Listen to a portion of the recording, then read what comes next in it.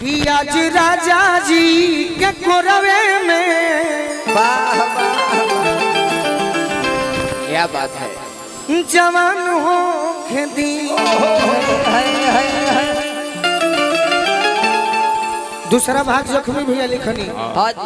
ए राम जी हो खेजनी अरे दिहाली भोरावा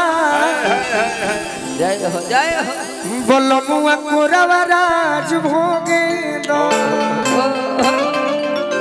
तारा के तीसरा भाग सुनाओ तनी यूट्यूब वाला भाई रिकॉर्ड तो करी हो बाकी कुछ दिन बाद चढ़ी हो सही। राजा जी के कोरे में तीसरा भाग लिख दे कोई साफ साफ। बड़ी अच्छा गाना लड़की को हतिया का हो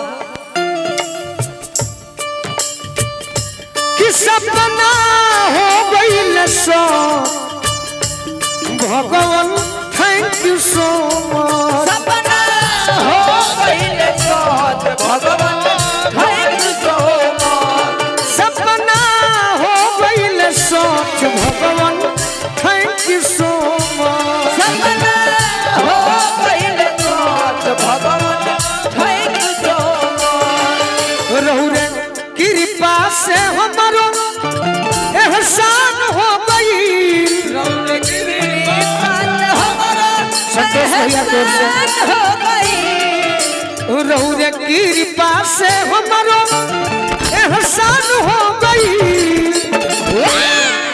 देखो लड़की का कहतिया का कहतिया का कहतिया सुतनी राजा जी के कोरवा में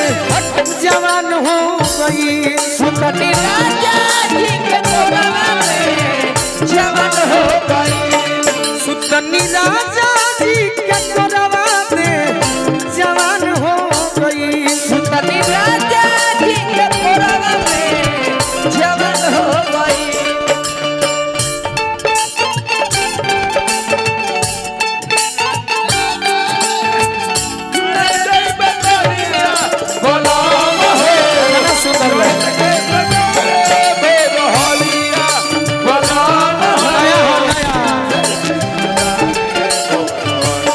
सुतनी राजा जी के कोरवा में जवान हो गई सुतनी राजा जी के कोरवा में जवान हो गई शिवानी गाना कोई सुन भाई बहुत सुंदर। लड़की कहते कि प्रभु जी सुनी सुनी सुनी अब सुनी और एगो नया समाचार बा नया समाचार बा हो नया समाचार बा चलो त छौआ पौआ भारी हमार बा भारी हमार बा हो भारी हमार बा रहु रे चाहनी त देर से बिहान हो गई रौरे चौहानी तनीन से बिहान हो गई रहु रे चाहनी त देर से बिहान हो गई सुतनी राजा जी के कोरवा में जवान हो गई सुतनी राजा जी के कोरवा में जवान हो गई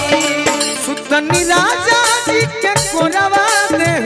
जवान हो गई सुतनी राजा जी के कोरवा में जवान हो गई अथवा दी लाई हमारे बाजी दिक्कत है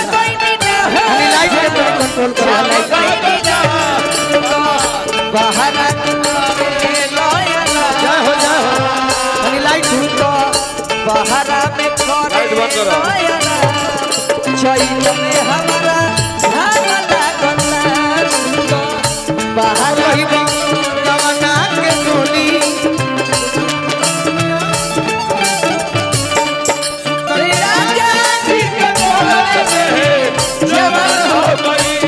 सुतनी राजा जी के कोरवा और का और मुकेश भैया दूसरा लाइन का हो चढ़ा आवे वाला दिन भी हसीन हो राम जी हसीन हो राम जी सोनू दिल संगे करी प्रणाम जी गोरी प्रणाम जी गोरी प्रणाम जी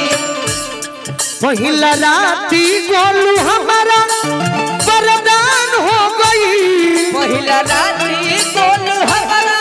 वरदान हो गई हमारा खाती पहिला राती वरदान हो गई सुतनी राजा जी के कोरवा में